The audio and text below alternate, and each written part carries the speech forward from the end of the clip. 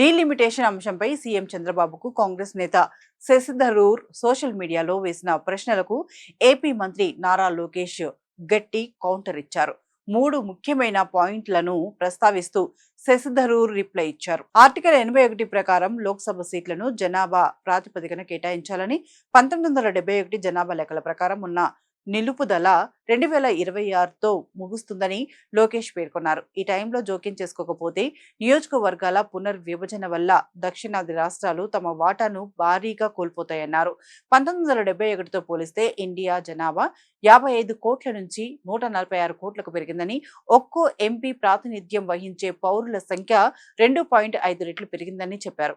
అందుకే సభను విస్తరించడం అనేది రాజకీయ నిర్ణయం కాదు, ప్రజాస్వామ్య అవసరమన్నారు.